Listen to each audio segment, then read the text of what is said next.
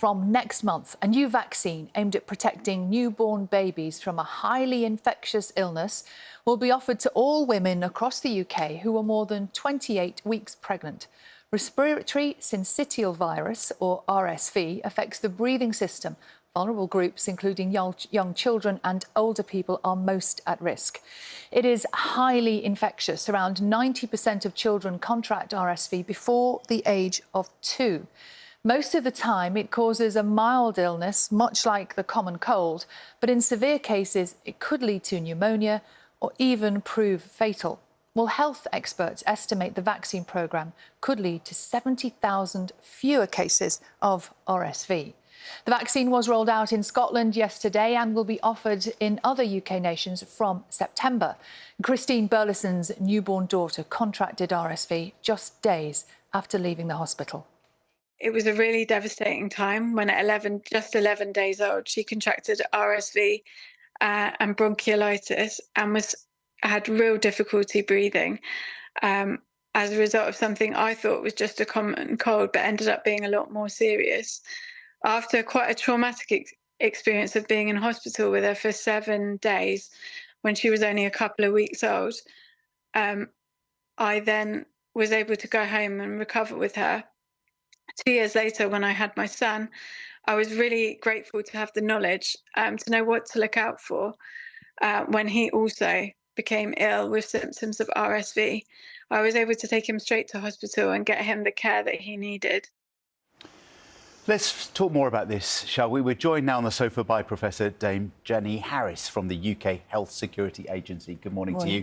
You were just telling me you're absolutely passionate about getting this right. Just explain to people watching this morning, why does this matter so much? I am. So I think what we look for is the burden of disease, the impact that this has on a population, and where we can see an intervention like this vaccine to help with that. We clearly want to move it through. It's very exciting. We have new vaccines, but they're based on many years of development and strong studies, including in pregnant women. And we think, as has just been said, we will be preventing around 5,000 infants going into hospital each year. We will certainly save lives through that. And we're going to have a really important positive impact on reducing the pressures on our health system. I'm sure lots of people will be at home this morning watching us thinking, what's that? What? RSV? Not heard of it before. And yet, you know, we were just saying 90% of us will have had it very, very early on in our lives. What is it in particular about this virus that's so dangerous? So it's, as you say, 90% of children under 2 will have experienced this, and we will have it often through life, but it particularly impacts the extremes of age, so very young children and the elderly. In young children, what tends to happen is they get a little bit of a cold, but in the very young ones, so very small infants, it can go on to develop, as Christine has just said, this severe bronchiolitis, and then the need to support the breathing system in hospital. So it's a really significant impact, and I think you can hear from that interview what impact it has on the family as well.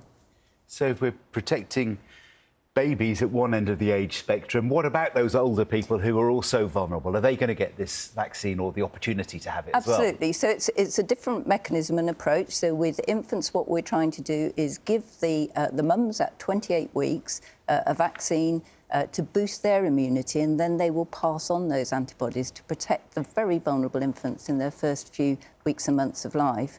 For those at the other end of the age spectrum, so if we go to those turning 75 up to 79, we're also introducing a programme there.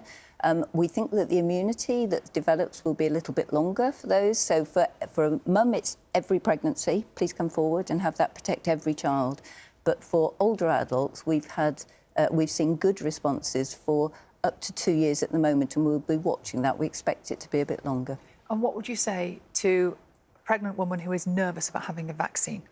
So I absolutely recognise this, and of course we're developing more vaccine programmes for mums, pertussis, whooping cough we've been talking about recently. So each time the vaccine is developed, it is trialled and tested. This has gone through all of the routine programmes, so the UK, the US, many European regulatory authorities to check for safety. It's definitely the safest way to protect your infant from this illness, RSV. But particularly, there's been a very big study in the US where 100,000 pregnant women have run through the study. And so obviously we'll continue to monitor safety signals, but there's a lot of good evidence there. And I'd really encourage mums, it's natural to be worried, but to talk with their health professionals who we've also given advice and information to. Even if they read about that and they're convinced that this particular vaccine is safe, I suppose people might think there are so many vaccines that mums and kids have to have, that's what it's the quantity. What do you say to people who are worried about that?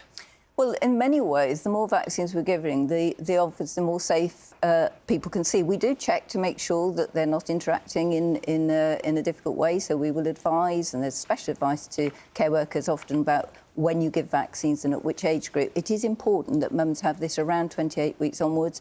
Prior to that time, it's not as effective, but you can have it anyway up to the end of pregnancy. But I think the really important thing is talk with your health professional. They have been given advice and they will support you to make the decision that's right for you.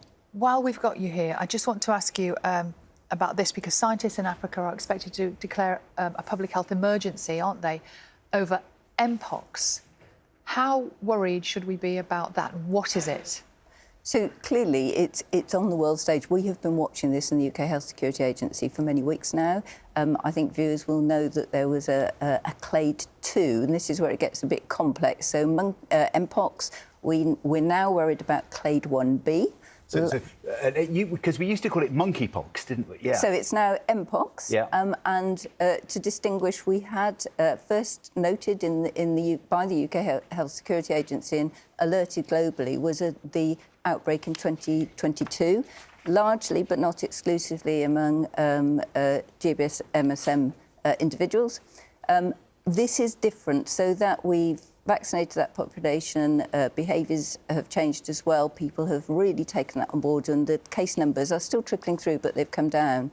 What we're now seeing, and the reason we're concerned, is this is a new clade which appears to be more serious and potentially affecting some children. We have no cases in the UK at the moment, and I think that's important to say, but clearly, as the cases have moved into different countries where we have some travel arrangements, and obviously we will keep an eye out for that, but we have ensured our testing systems will pick this up. We have contingency planning arrangements. We've increased our surveillance as well. So there are no cases in the UK at the moment, but of course we keep an eye on all of these infections across the world. Professor Dame Jenny Harries, thank you very much indeed. Thank you. Thank you.